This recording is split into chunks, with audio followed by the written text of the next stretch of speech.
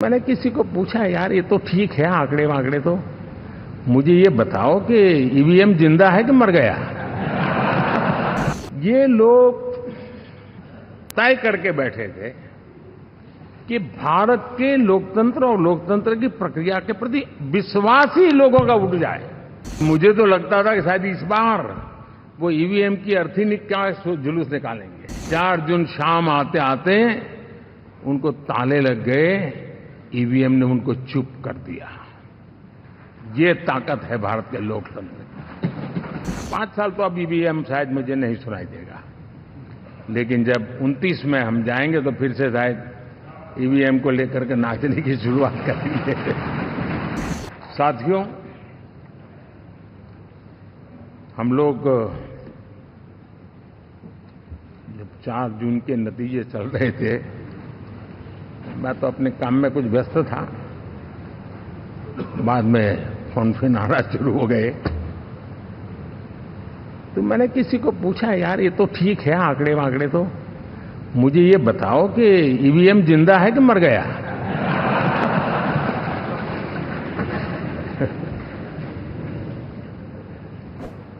क्योंकि ये लोग तय करके बैठे थे कि भारत के लोकतंत्र और लोकतंत्र की प्रक्रिया के प्रति विश्वास ही लोगों का उठ जाए, और लगातार ईवीएम को गाली देना।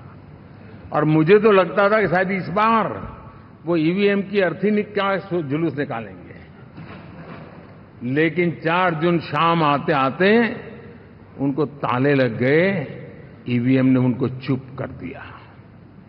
ये ताकत है भारत के लोकतंत्र की। ये ताकत है भारत की निष्पक्षता की। ये भारत की ताकत है भारत के चुनावी तंत्र की, चुनाव आयोग की। और मैं मानता हूं कि ये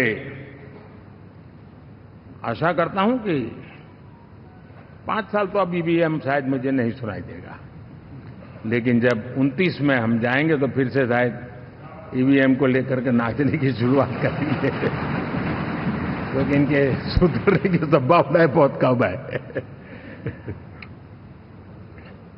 आप देखिए, चुनाव के समय मैंने पहली बार देखा, शायद हर तीसरे दिन इलेक्शन कमीशन के काम में रुकावट आए, इसके लिए सुप्रीम कोर्ट के दरवाजे खटखटाए गए, भांति भांति की एप्लीकेशन, और एक ही टोली थी। और लोकतंत्र के प्रति जिनका भरोभार अविश्वास है, ऐसे लोग सुप्रीम कोर्ट का उपयोग करते हुए कैसे रुकावट डाले, इसका निरंतर प्रयास करते रहे। और चुनाव आयोग की ताकत का एक बड़ा हिस्सा अदालतों में, इस पीक अवर्स में, चुनाव के पीक अवर्स में, यानी कितनी निराशा लेकर के ये लोग मैदान में आए थे कि उन्होंने पूरा हमला उसी इंस्टीट्यूट पे लगा दो, ताकि चुनाव के कोई भी परिणाम आए, हम दुनिया के सामने भारत को भी बदनाम कर लें। ये षड्यंत्र का हिस्सा था दोस्तों, और कभी भी देश उनको माफ नहीं करेगा। साथियों, इंडी गठबंधन वाले जब ईवीएम का विरोध करते हैं तो मैं सिर्फ एक चुनाव के रूप में नहीं देख रहा। मैं मानता हूं ये लोग मन से पिछली शताब्दी के सोच वाले लोग हैं।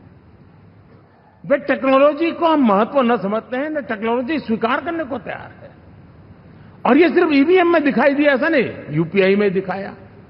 जब हमने कहा कि हिंदुस्तान के लोग डिजिटल ट्रांजैक्शन करेंगे, फिनटेक की दुनिया में आज हिंदुस्तान का नाम हो गया, मानने को तैयार नहीं। आपने देखा 2 दिन कैसा चला, जैसे हम तो हार चुके हैं, गए, सब चारों तरफ यही दिखता था, क्योंकि उनको अपने कार्यकर्ताओं का मोरल हाई करने के लिए ऐसे काल्पनिक परेड ये करने पड़ रहे हैं। और साथियों, गठबंधन के इतिहास में अगर आंकड़ों के हिसाब से देखें तो ये सबसे मजबूत गठबंधन की सरकार है।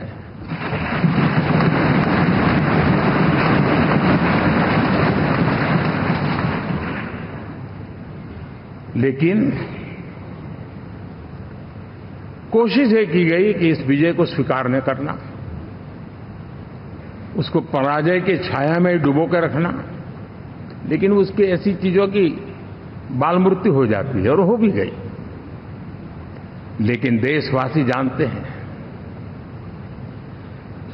कि न हम हारे थे न हम हारे हैं।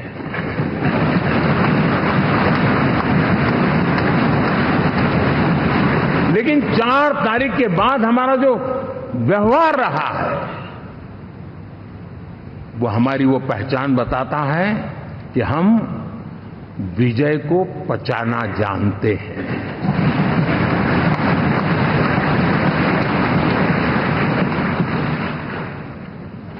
हमारे संस्कार ऐसे हैं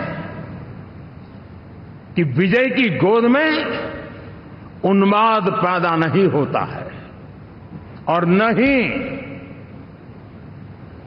पराजित लोगों के प्रति उपहास करने के हमारे संस्कार हैं। हम विजय को भी पचाते हैं और पराजित का भी उपहास करने की विकृति हम नहीं पालते हैं। ये हमारे संस्कार हैं।